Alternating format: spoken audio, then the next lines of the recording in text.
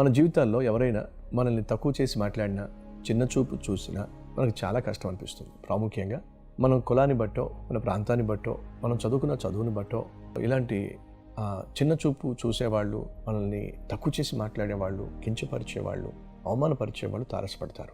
అటువంటి వారు మనల్ని అవమానపరిచే ప్రయత్నం చేసినా, చిన్న చూపు చూసినా మీరు దిగులు పడకండి. మాట పడ్డవాడు ఎప్పుడూ కూడా చెడ్డవాడు కాదని మన పితరులు చెప్తూ ఉంటారు. గొప్ప విషయం ఏమిటంటే మనలో దీనత్వము, సాత్వికత్వము, తగ్గింపు తత్వము ఉన్నట్లయితే అతను ఏదో ఒక మాట అన్నాడని చెప్పి మనసులో మదన పడిపోవడం కంటే, లోపట మనం ఇంకా చింతించటం కంటే విలియం కేరీ కలిగి ఉన్నటువంటి దీనత్వాన్ని మనం కలిగి ఉన్నట్లయితే సరైన సమాధానం చెప్పగలుగుతాం. మనల్ని కించపరిచే వారి యొక్క నోరు మూయించగలుగుతాం.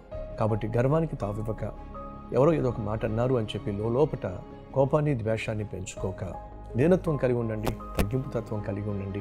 అది మీ జీవితంలో మిమ్మల్ని ఉన్నతమైన స్థితికి తీసుకెళ్తుంది.